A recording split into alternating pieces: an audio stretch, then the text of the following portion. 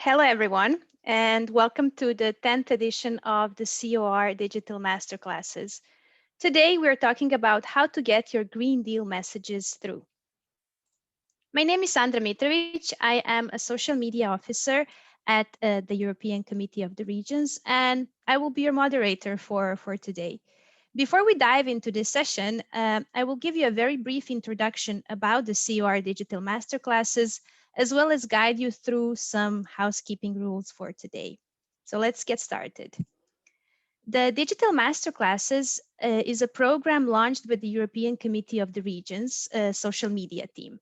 The aim of the program is to provide COR members, alternates, and their staff with digital skills to communicate with their citizens online.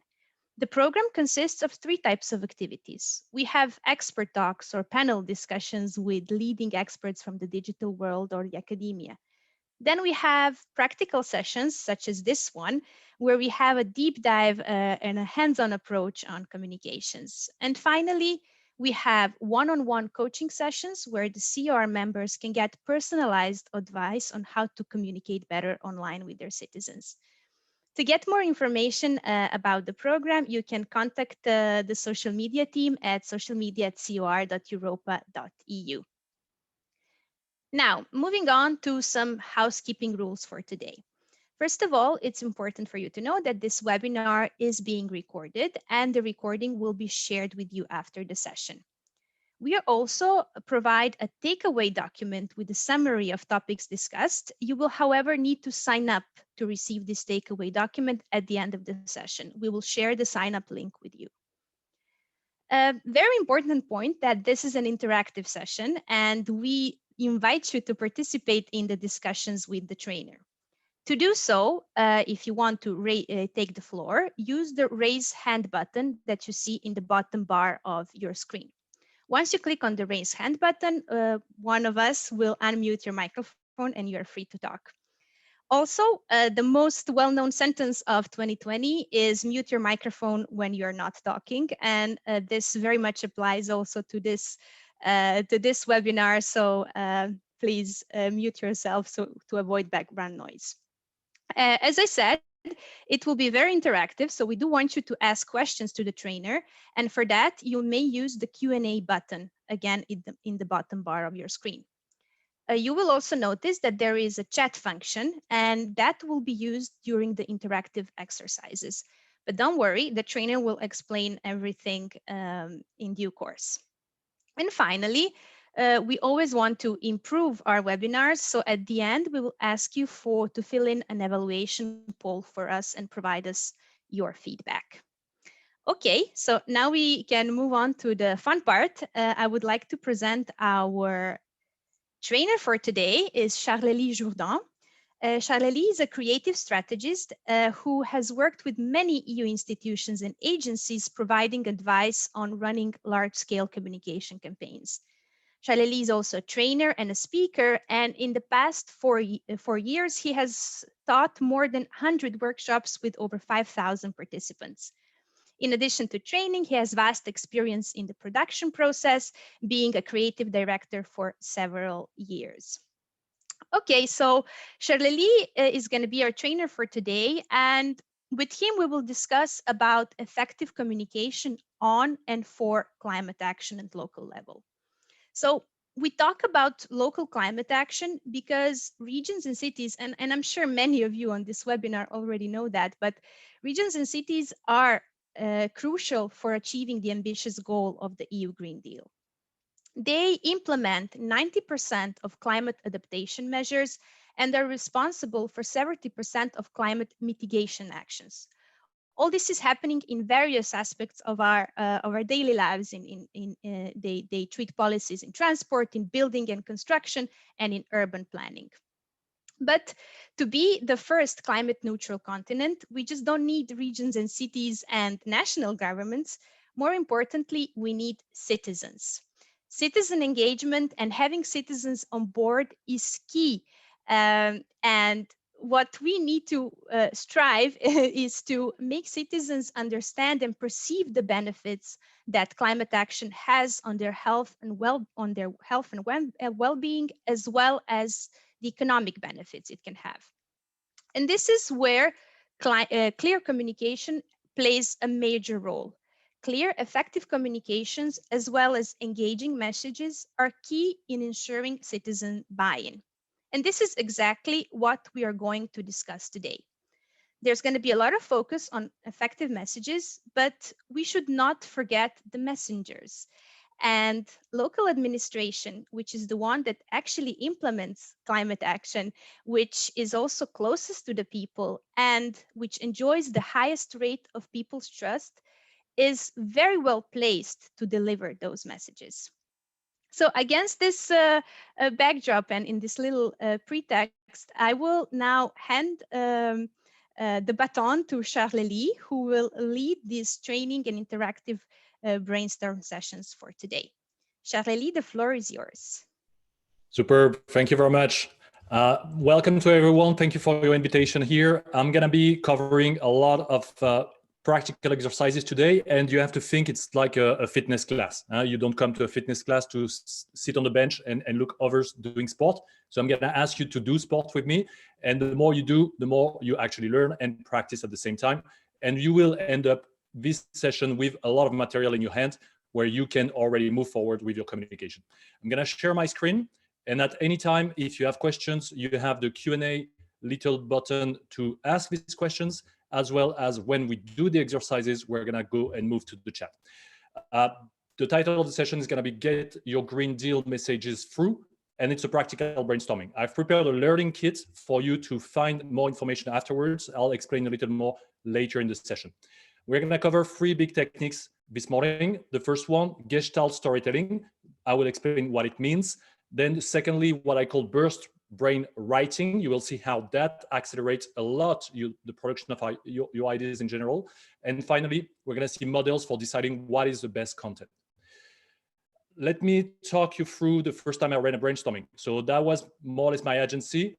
And in front of me, I had Gerald, my business partner, who's really usually someone who wants to interact in brainstorming and tell his big ideas, because that brings some respect to him.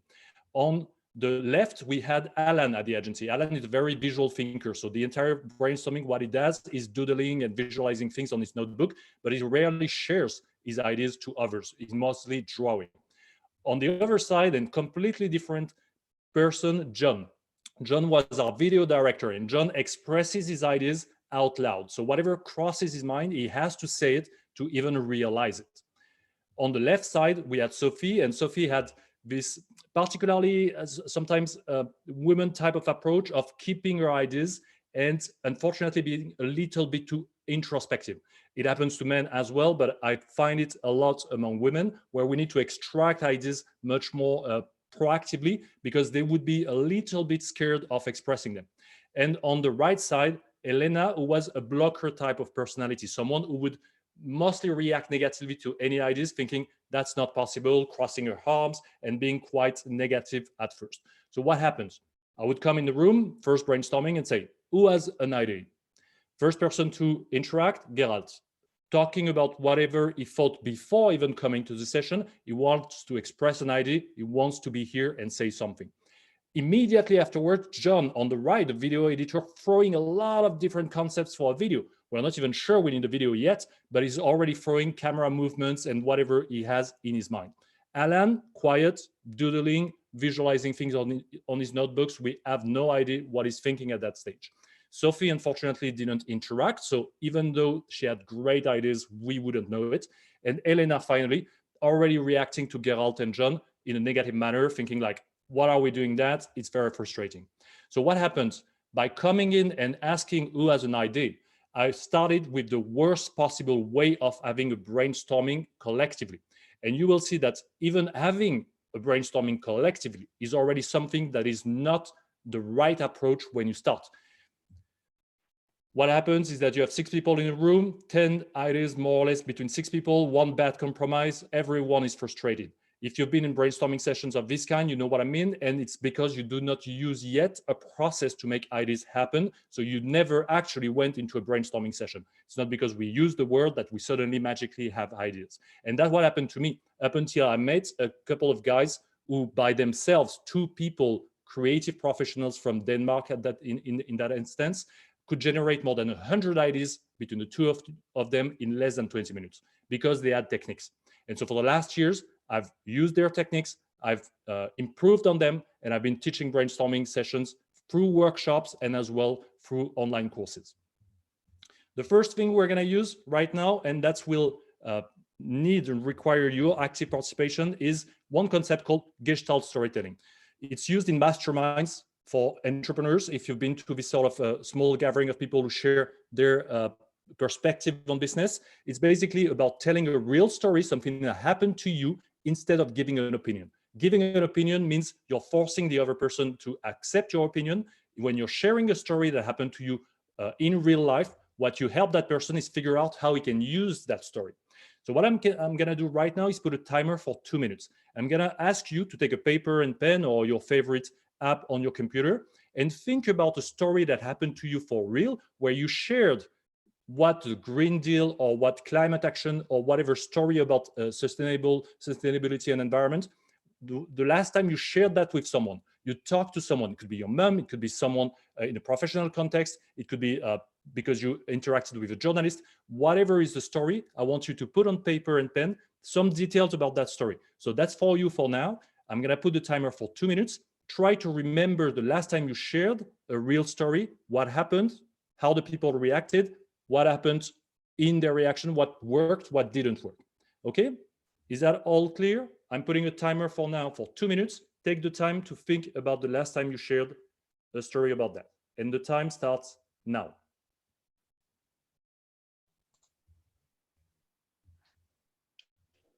Will we also get to hear some of those stories, Charlélie, afterwards?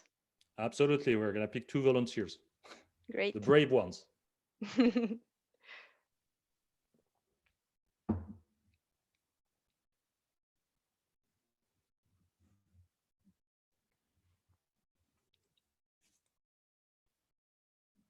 One minute 30.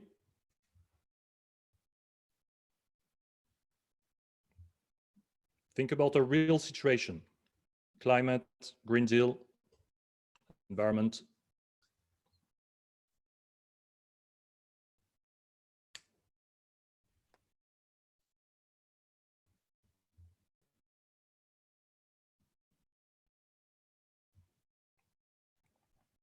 One minute.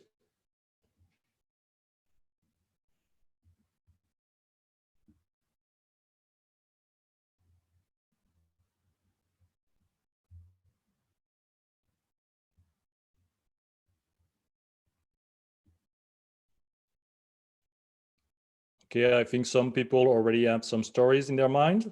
So if you'd like to volunteer, try to think about your story and how to tell it in less than a minute 30, because we are going to propose you to open your mic and share that with all of us so we learn with you.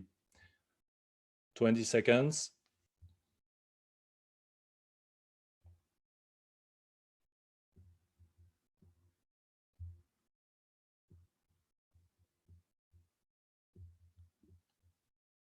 Time is almost over. So anyone who would like to share can already raise his hand in the participant list. There's a little button, I think, but Sandra can tell me how people see that. Or you write in the chat, time is over, and we pick you up to share a story. So that's going to be the second part. Any volunteer, that would be amazing if we had someone to tell his own story, because that's going to help everyone else. Great, I can see some people raising their hands. So I have Saga already, Antonino. Who wants to start first? I'm taking Saga. Can we open his mic? Can you hear me? Yes. Yeah, absolutely. Amazing. So 1 minute 30, I'm going to interrupt you if it's a little longer, but please go for it and tell us what happened. Okay, so I was having a discussion with my flatmates about the cap versus the Green Deal, which I'm sure many people have been in the same situation. The discussion was started out from the same point of view, where we were all saying that we don't think that the cap is going far enough to really handle the Green Deal. And we ended up in a kind of, but the end of the conversation really ended up with us being at opposite ends of the side, because my flatmate works for an environmental NGO, whereas I come from a more of a political background. So my flatmate was obviously saying that the environment matters more, whereas I was saying that you also need to remember that the farmers and the farmers' ability to plan ahead also matters. So we ended up at an impasse where we all agreed that it wasn't doing enough, but that there are several different interests that has to sort of merge when making politics. Amazing. Thank you very much. Great story. So basically someone who had a more sharp interest into environment wouldn't be totally convinced by the Green Deal because there are more parameters to add to it. And you had to defend that position of it's a political direction as well. So we need to merge many different interests. Is that correct? Yep. Super interesting. Thank you so much, Saga. Thank you for volunteering. Antonino, you're next. Okay, yes. Greeting from Italy. Well, I was talking about the EU policies, about Green Deals, and the opportunities provided to Italy concerning Green Deal in order to decrease pollution and implementing new green policies for local development.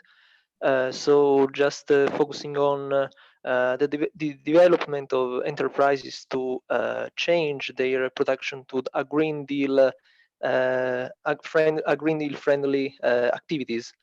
Moreover, I talked to the local administration about a project linked to the Green Deal to participate to a call for proposal of the representative of the European Commission in Milan to open a Europe Direct Center in order to spread information about the Green Deal and the opportunities provided by the European Union about the investments and other opportunities to development for local development.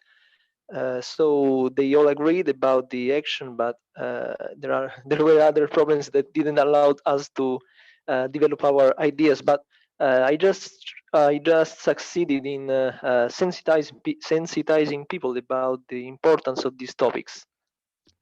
Superb. So basically by taking a real project and something they could do, they were already seeing and thinking about solutions, even if it didn't happen, correct? Yes, that's right. Amazing. Thank you so much, Antonino. Thank you, Saga. Thank you for both volunteers.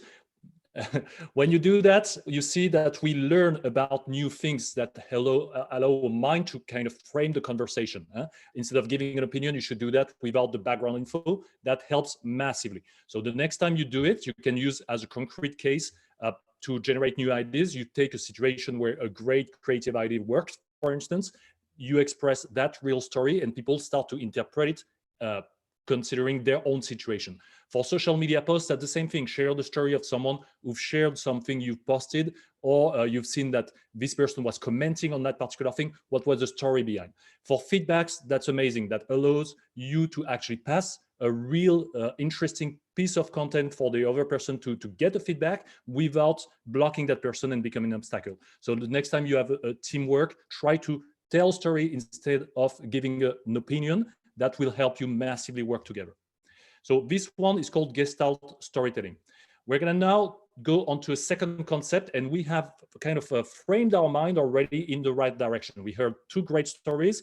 One was about trying to convince someone who's already having a big opinion about environment, and the Green Deal is probably not the thing she wants to hear about because it's too many compromises, but we need to do these compromises politically in order to make that happen. And the second story about using real projects to illustrate what can be done. And so people start to be motivated by hearing about great possible projects. Now we're going to do thinking under pressure. Let me explain a little bit how it works. First of all, if you've heard about Daniel Kahneman, who's the major behavioral psychologist of the last 30 years, he divides our brain into two systems. One is called system one, which is immediate. It has an automatic interpretation of the world. It's very emotional, visual. It's all the things you do without even noticing them. I'll take an example afterwards. The second system is very analytical. It's self-conscious and rational. This is the system in your brain you use when you think about thinking, where you struggle a little bit to understand something. That's complex, that requires more efforts, more fatigue as well, but that's how your brain understands technical information. Let's take an example in design. On the bottom left, I'll also put you all the resources to these theories, techniques, articles, etc. So let's say when you're opening a door, you usually use your system one. You're not thinking about opening the door. The door handle is something you immediately use without even thinking about it. That's your system one. And you do a lot of things in system one in the world. But could we design a door in system two? Meaning we need to think about using the door. Well, would that be any of use?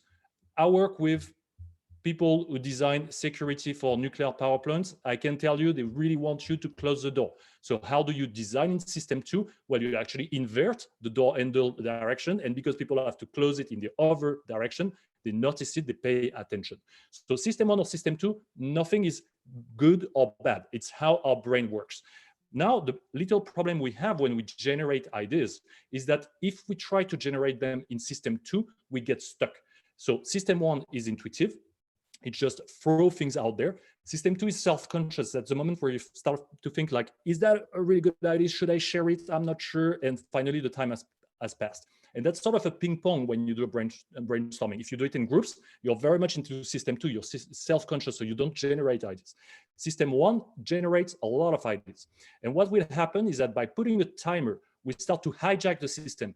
Every time you see the time passing and your mission is to produce as many ideas as possible, you keep being in system one. You don't have time to think if your ideas are great or not. You just put them all out there. And once the time is over, you start to analyze if that idea is great or not. But at least you've generated a lot of ideas. So let's see how we can apply that right now. We're going to make a quick exercise of 3 minutes this time. And I'm going to ask you to generate as many ideas as possible, quantity over quality. Your only mission is to put as many things on paper as possible. And the question is going to be that one. What are all the interesting things for people to know about the Green Deal, or about climate action, or about the environment, depending on your familiarity with Green Deal in itself, okay? So I'm going to put the timer, I'm going to put it on screen this time. What are all the interesting things for people to know about the Green Deal? Your mission is to generate as many answers as possible. We don't care if they are good or not, you just generate them. Are you ready? Putting the timer right now on screen. If it shows, and 3 minutes, I'm starting it already. Up, top.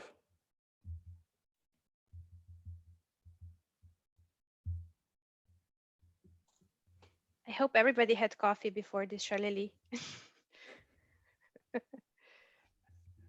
It's a fitness class. Yes. I'm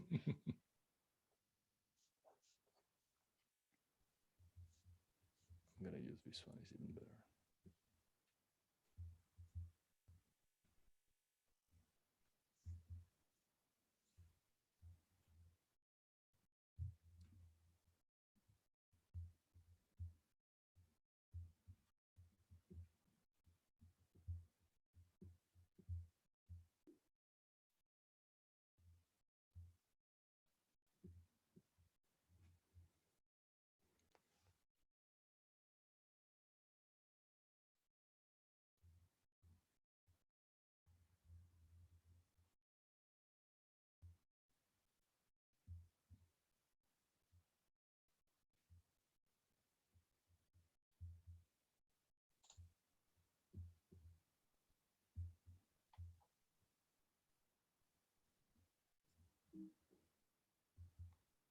Just changing the timer, but that's the same one. You have less than 2 minutes. Try to generate as many ideas as possible. In the meantime, I will also just remind the participants that they can ask also their questions in the Q&A.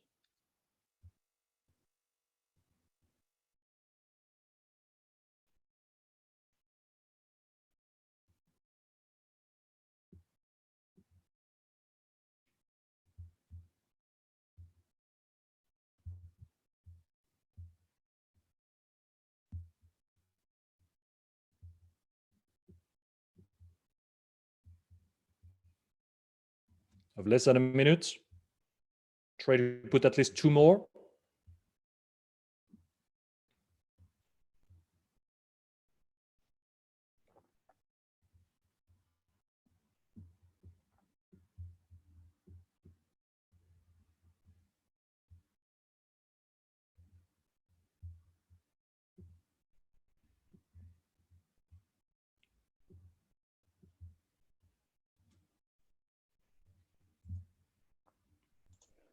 I'm doing the exercise myself, and I say it's not easy at all.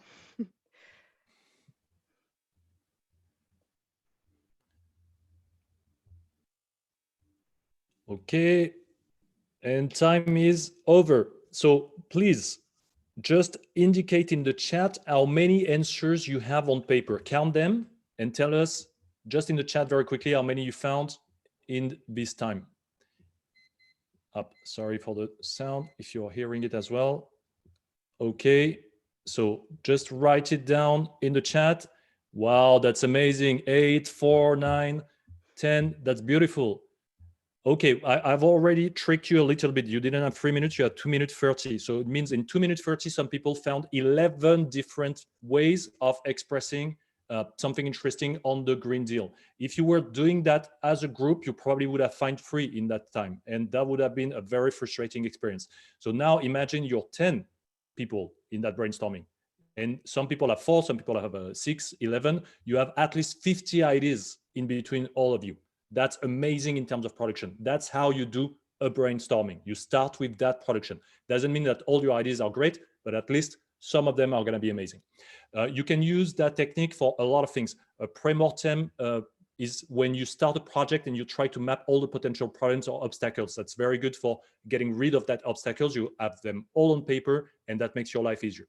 Project management, if you're building tasks, instead of thinking about what should I do next once, you put a timer for 4 minutes. You think about all the tasks of your project in 4 minutes instead of taking 2 days to do it. And finally, when you need to generate lots of options about anything, I use that even for offering gifts to my friends. Basically, you can do that in a matter of minutes with a timer. The timer is what helps your brain focus, okay? We're gonna reuse that technique afterwards, but a little point about quantity versus quality. Some years ago, psychological experiment was done, inviting 2 groups of people, 10 people per group, to a pottery class, people who never done pottery before.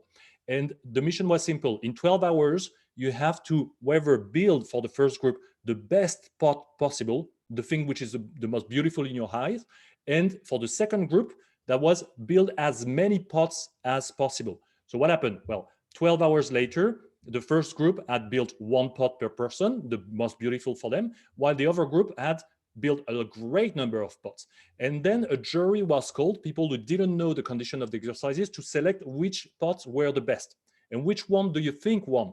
The first group who had 12 hours to make 1 pot, or the people who did a lot of different pots? Well, about 90% of the best pots created during that session were coming from the second group, because the more you repeat, the more you produce quantity over quality, the more likely you are to find something beautiful and great. And that's a technique you should use in everything you do. First, dump whatever you have in mind, and then second, select. And so we're going to do the second part, which is about selecting. But before that, I would like you to do a quick stuff, questions. You're going to take a minute and think about a question. Why? Because we learn by asking questions, not because I'm going to answer them, but because you formulated them in your head. So at that stage, I'm going to put a minute. Once again, same exercise. What are all the questions and doubts you have right now? I'm putting a timer now, 1 minute. Try to find a question. If you don't find a question, it's not because you know everything, it's because you're not learning. Putting a minute, find a question and share it in the chat if you want it to be answered in the Q&A, sorry. 1 minute top.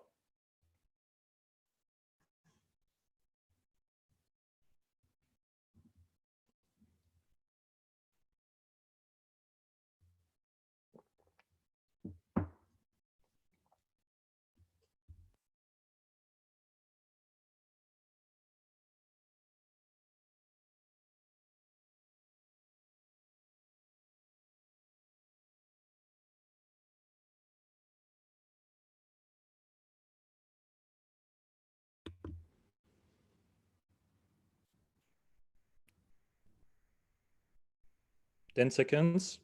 Try to come up with at least 1 question, ideally with more. And when you're satisfied with your question, you can put it in the Q&A. Sandra can tell us eventually if she sees some. We are going to answer them by the end of the session. Thank you, Sabine. You asked the same question that I had.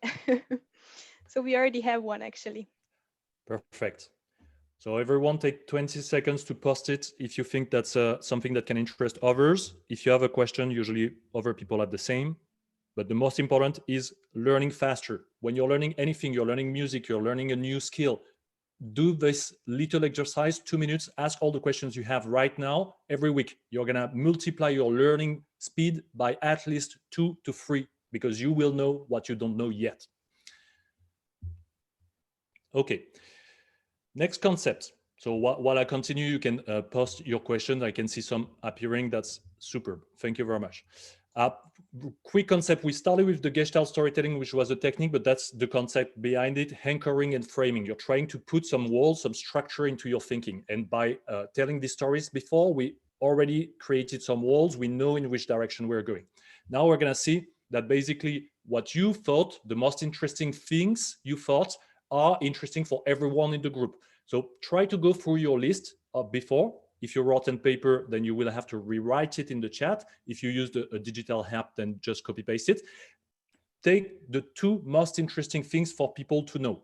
That's your production. Put them in the chat, please, so we can see that happening for everyone. And if the moderators want to copy paste the questions from the chat, so we remember we have to answer them. Yes, so I the can 2 do most that. interesting things from your list, share them in the chat, please. So that's the previous exercise, obviously.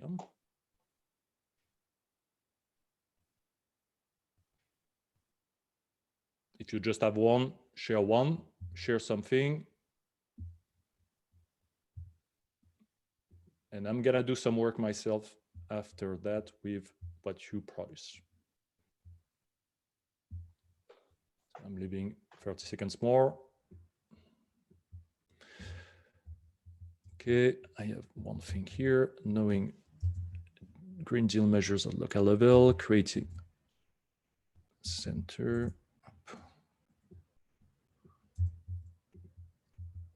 So you're gonna have your own production and you're gonna benefit as well from the production of your colleagues. And that's where brainstormings become interesting, when it's collaborative as well. But you see, it starts by ourselves.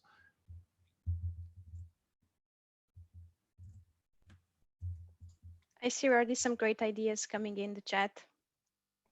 Super. So you can still see my screen, correct? I'm copying them. Yes. Amazing. You see, I'm doing the work as well. I'm not just here talking. We have a couple already. I'm gonna probably use these ones. Okay, so that's a decision model. And a decision model is basically comparing things relatively to one another, okay? When you're thinking about what is the best idea, it's an absolute thinking. It's impossible to find the best idea. In fact, you always find a better idea than another idea. And so you make it a relative comparison. And this model is a way to take decisions faster, to make decisions faster. There are plenty of different models. This one is probably the simplest for our exercise at the moment. And it's all about drag and dropping stuff. So if I want to interest someone, you remember we had our first story, an environmentalist talking about Green Deal. This person is going to be probably not a classic citizen. So we're going to leave him on the side for the moment. Local authorities, that's probably one of our audiences. What they were interested in is practical projects they can lead, so they understand the Green Deal. Let's take a normal citizen now, someone like your mom or your cousin, okay? Someone who doesn't have a big understanding of how politics works, nor how the European Union works in general. So what is most likely to appeal to them? Let's check. Create a center for urban mining, digital solutions to organize goods in circular ways. Is that better than knowing Green Deal measures at local level? Probably knowing what happens already at local level is interesting for your mom. Design competitions for recycling buildings and roads and open spaces. Probably interesting. Create a center for urban mining. I would put it more or less at the same space. Involves action that are visible and tangible in citizen lives. Okay, that one probably tops the list at the moment because it concerns people and things that directly they use, like clean mobility, renovation of buildings. Economic advantage of countries adjusting to GDP. So that would be interesting for journalists, for instance, probably less for your mom, but we're going to put it here at the moment. Can generate innovation in products, new types of jobs. Interesting. Your mom could refer you probably to some of these potential jobs, or your cousins or anyone else. Interesting. Showing people the progression toward the main target, that's not directly interesting for your mom, that's interesting for other people. As commitment from all political spheres, that's probably more for a journalist. So in general, at the moment, what I see for likely to work for my mom, that would be these two ones. Let's see if there were other answers. So do not hesitate to share your answers as well, so we can make something out of it. So by doing that, you can immediately get a sense of what works. So in that case, I put my mom. My mom was the actual audience.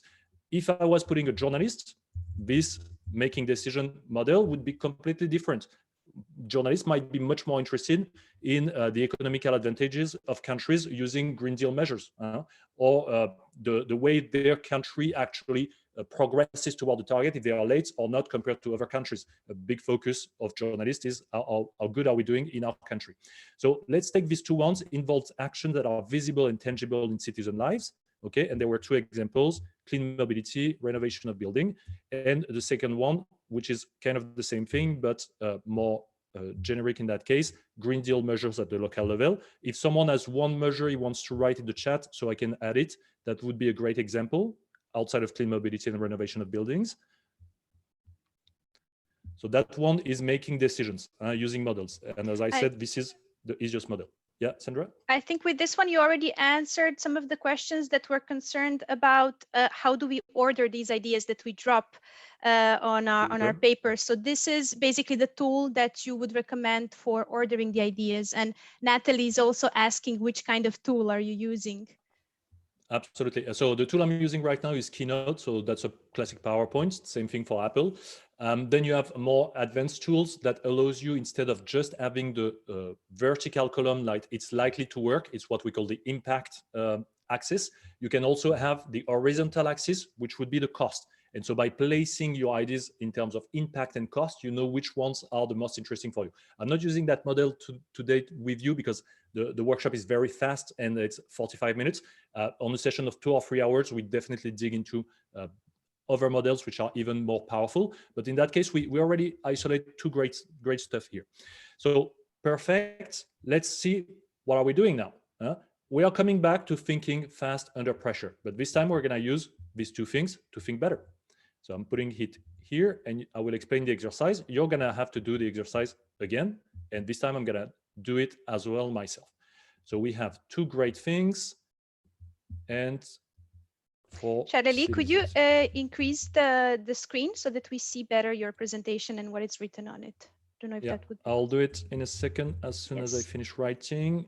Great.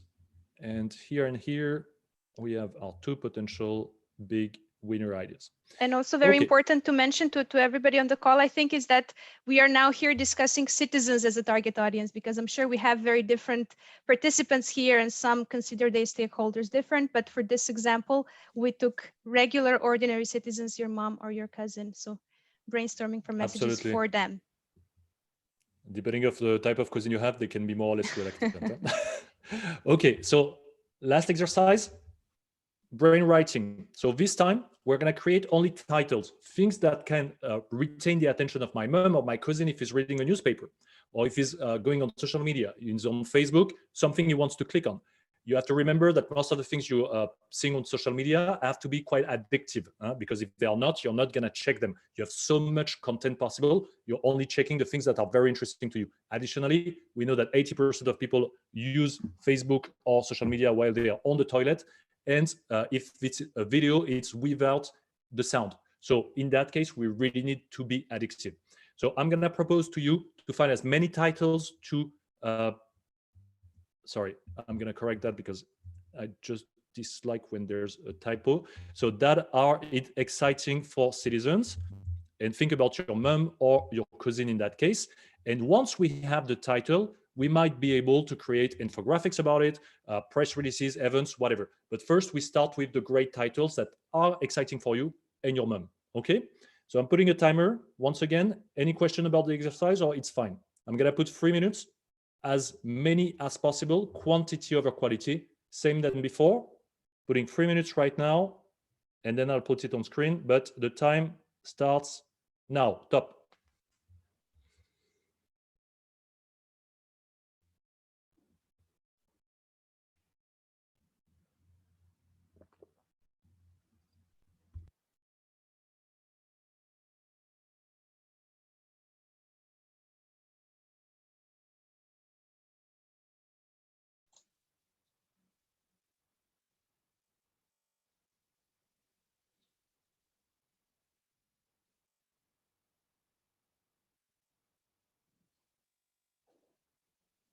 Charlélie, if I may ask something for clarification, for Sure. you, by titles, you mean, for example, something like infographics about economic benefits of the EU Green Deal, or a project trip to a city that uses electric buses, or something like this, right? Absolutely. This is what you mean by Can titles. be related to a product or not, up to you. Yeah, something that will excite your mom and cousin to read about Green Deal. Great. And we have 2 minutes.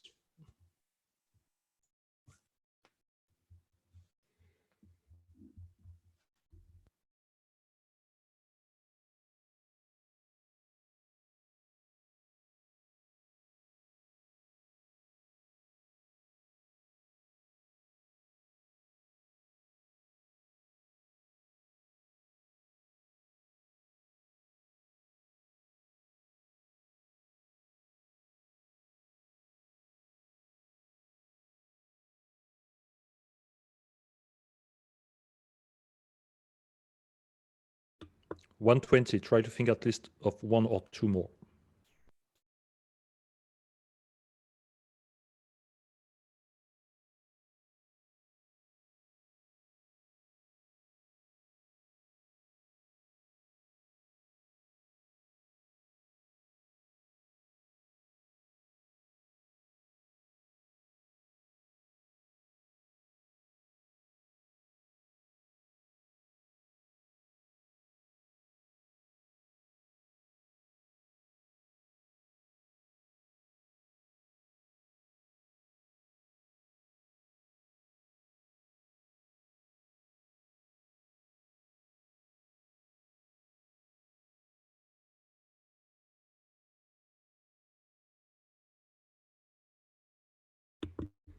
$20 seconds. One more. Push.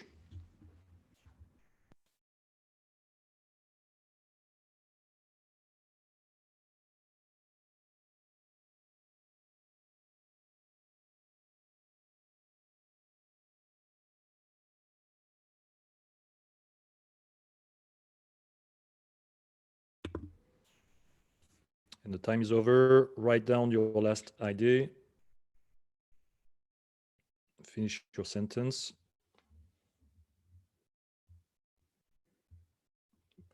And once you're done, try to share one in the chat. The one you feel can really appeal to your mom or cousin if they were to read it on social media, on a website, watch a video about it, anything. Share it in the chat so we all can gather a great number of amazing ideas for everyone. Cheers, big ears for Green Deal.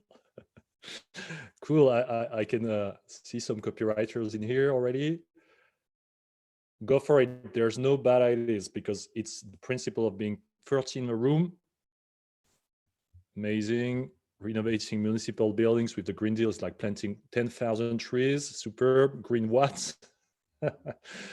A video about why the Green Deal matters. Deal with the green. A green thumb house is the future. Superb. We'll copy paste everything from the chat into the learning kit. So you're going to find back these ideas. And if I have some myself, I'll introduce that. Superb. I'm going to actually put mine. So take 20 seconds more and try to write down one of yours. So we share that all together.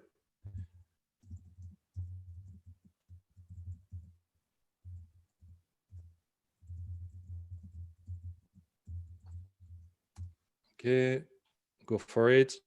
For the people who didn't post yet, try to do it now. We don't care if it's the best idea or not. This is collaborative and we're making great strides thanks to that.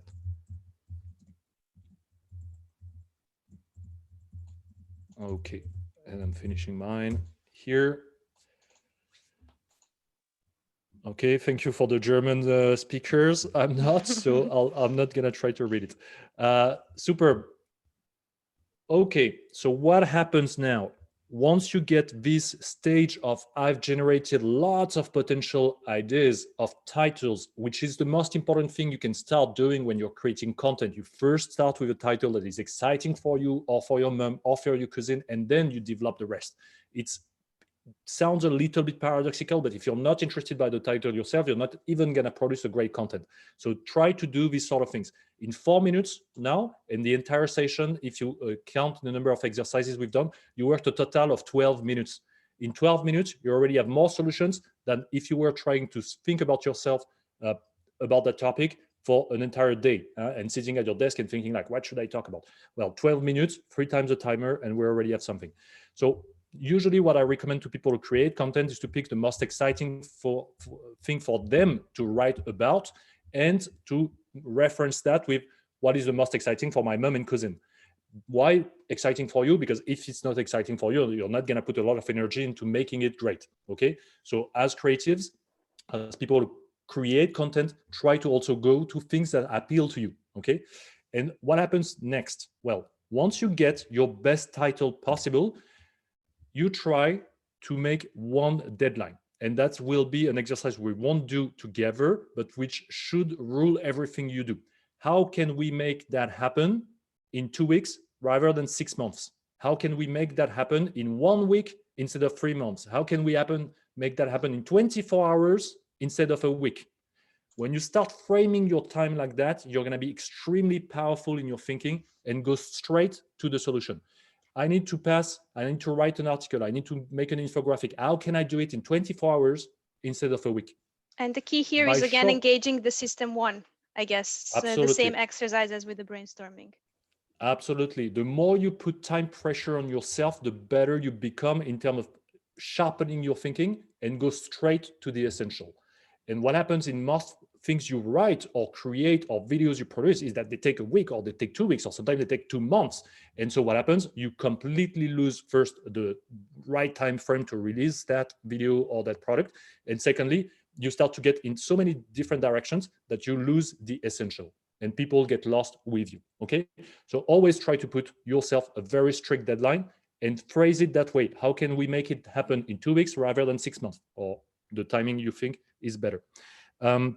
I think we are at the end of that session, correct, Sandra? Yes, we actually have a lot of questions from the audience, so I would like to ask some of them to you now, and especially from the first part. A lot of participants were asking, okay, how do we actually manage this time pressure? Because putting a 2.5 minute constraint puts us also under a lot of pressure. Doesn't that hinder our performance? Well, up to you. What do you think about the session right now? Did you feel you were hindered and you couldn't perform, or on the contrary, you performed more than in your last years of trying to work without a timer? That's your personal appreciation. What I've seen among more than 1,000 people doing brainstorming is that I have rarely people who get stuck because of the time. It's completely the opposite. I probably have less than 0.5% of people getting stuck. Now it's another pressure. We were in a room, even if we don't see each other, there's a component of being socially involved. But if you do it by yourself, try that. You will see you're going to make great strides. If you can generate 10 ideas by yourself without a timer in less than 5 minutes, you're already good. You don't need a timer. So I guess one of the tips is also try, and you'll get better at it. Because I do it for every single thing. Absolutely. For instance, when I need to think about a birthday gift, what happens? Usually you're invited to a birthday party in 1 month. You try to think about a birthday gift. You don't get the gift. You end up buying crappy stuff the day before going to your birthday party. And basically you lost a month. You take 5 minutes and you think about the best gift possible for that person you love. And you will have already a list of 10 gifts in 5 minutes. Then you just need to pick the right one for your budget and for that person. But in 5 minutes, you can crack the challenge instead of losing time for a month, not offering anything of value in the end. We have another question from Natalie asking, how can we convey the complexity also with this brainstorm method? So the complexity of the Green Deal, and also without putting people off. Well, complexity is always a matter of how much people already understand, how sophisticated they are in the topic. If you start with someone like your mom and your cousin, obviously their level of sophistication about politics or international agreements or investments at the scale of Europe is very low. So you start and you adapt whatever title to their level of sophistication and understanding. If you're talking to a journalist, think about the different kind of journalists. There are regional and local journalists. They usually don't have a big understanding of international politics, and you have people who are based in Brussels who understand every single detail about whatever happens in institutions. So their level of sophistication is the filter you use to know if something works or not. And basically, when you remember the model we used just there, you just change the people on top, journalists, and you get already something very different in the classification, okay? So complexity, you can carry it at the level of people. We don't care if you want to be complex, it's what the person in front of you will understand of that complexity. Your article, your video, whatever, is them to get on the long journey of understanding the entire topic one day eventually.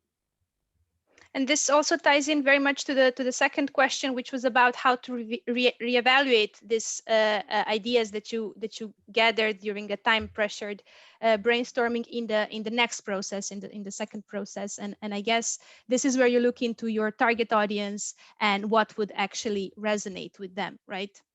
Absolutely. Once you have the ideas, like this one, you have a filter you put in place. So which one is the most important for? Journalists, which one the most important? Politician at the local level. So the guy is, and don't try to say politician at the local level because it doesn't mean anything. But for instance, a mayor of a small village of 400 people, okay? The guy never went out of his village. So what can he understand? What understand the mayor of Milan? Completely different configuration in his mind. So if you put something real instead of using big abstract terms, you can evaluate which of the options are the best. A very interesting question from Ines. How can you have this liberty to produce an abstract from group pressure or expectations?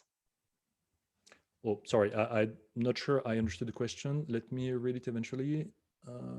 It's in the Q&A. So Ines is okay. asking how to have this liberty to produce and subtract ourselves from the pressure of group pressure and expectations.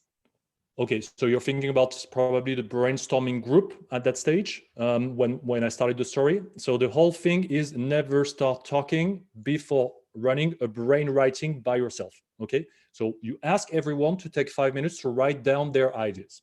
And I have to admit, it's very funny thing brainstorming because everyone wants to talk about it. No one has ever done a brainstorming. I can tell you one thing, it comes from creative agencies. It comes from BBDO at first, the agency who started it, with the guy, the O in BBDO is Osborne.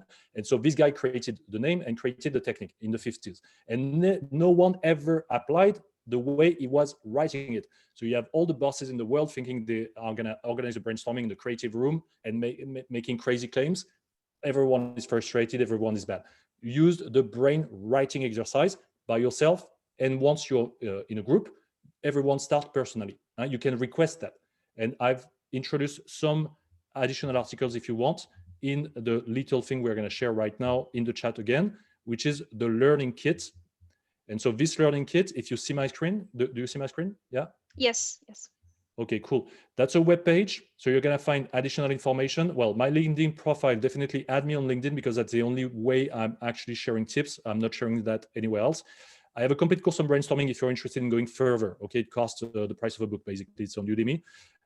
What is more important is the resources I'm putting here. So if you want to get the background info and persuade your boss to do that, for instance, why stories are persuading people, the Gestalt one.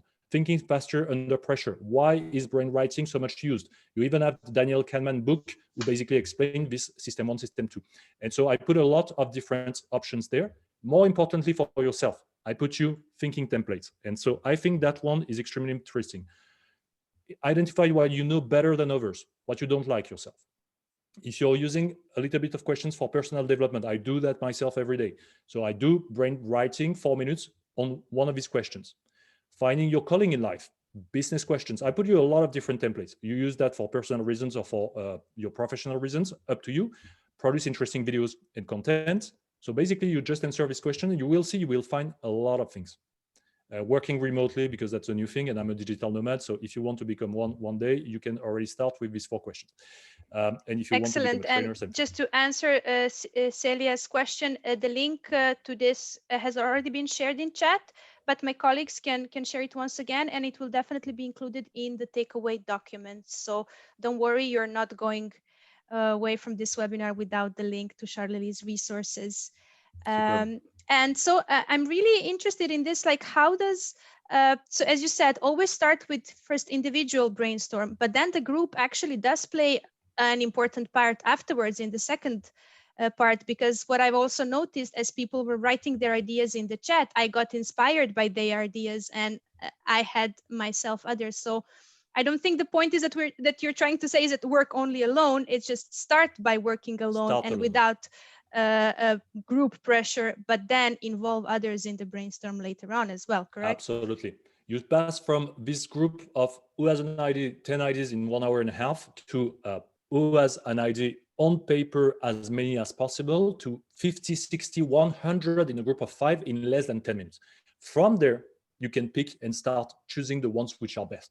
So you're going from 10 to 100, that's a 10 times bigger production. That's how you think. Excellent. And we have a question from Paula that says, how can I use the Green Deal to help my clients develop sustainable strategies in their businesses? Could this be a question that she could answer with these brainstorming techniques that you just presented us? Absolutely, she should. If you look at the paper and the thinking templates, I would probably try for you. So this one, the starting a training or coaching business, even if it's you change it for consulting business, the same thing. So the question you see, you have to answer are, what are the things I do faster and better than the people I know? How can I help these people achieve something better or faster? Select the one single most passionate stuff you want to invest your time in the next 24 months. If you follow that procedure and just change tweak a little bit to your own need, you will see that it frames your mind and it layers it up until you find the best solution possible. So you can help all your clients by going through that sort of template. Excellent. Thank you, Charlélie. I think we have answered most of the questions from the Q&A. So how to persuade others with no lack of pressure. I think in this case, the pressure was mainly in your individual brainstorming, right? So you need to persuade yourself to be willing to think and brainstorm within 1 or 2 minutes. And I think a last question that we have is how to break up a hierarchical structure. Does this brainstorming technique could be applied into a more hierarchical structures and let's say in EU institutions, for example? Let me come back on this, guys. Actually, what is the biggest problem in the brainstorming is usually what I call the bully. Someone who's going to impose his own ideas. What happened in this configuration, Geralt was often the bully because he wanted to be respected. So he wanted his idea to be heard. And by doing a brainwriting and evaluating with a model which ideas are the most likely to work, then you get rid of the bully. And the bully can be usually your boss, can be someone in the group, but most often we have a psychological bias to give men over 40 years old, white, more confidence in their ideas. Even if their ideas are crap, just because they are men over 40, white, you tend to think that their confidence means they have good ideas. By doing a brainwriting and analyzing through a model which is objective, you already get rid of that bias and you get rid of the bully. So your boss, if he doesn't want to do brainwriting, then you change of bosses and you change of jobs. Because if he understands that he can favor his entire team and make them more productive, more interesting, more creative by simply applying a 5-minute timer brainwriting, and he doesn't want to do it, change job. Thank you, Charlélie. I think this was very, very useful for me, definitely. And I'm really looking forward to applying some of these techniques in the work of the social media team. We like brainstorming a lot, but we can definitely try these new approaches.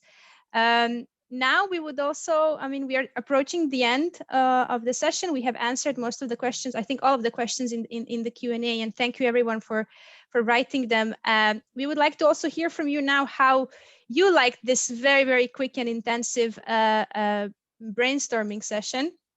Don't shy away from sharing your feedback. We especially want to know how you think you could apply these in your daily work and in communicating about local climate action and EU Green Deal. As I mentioned, you can sign up to receive the takeaway documents. My colleagues are now sharing in the chat the sign up form. They have already shared the link to Charlélie's resources. So these are very valuable links. Please note them. And Thank you very much for listening and for joining us and for actively participating in this. Thank you, Charlélie, for this interesting presentation. You definitely inspired a lot of us. And follow us on social media. Thank you. Bye. Bye. Thank you.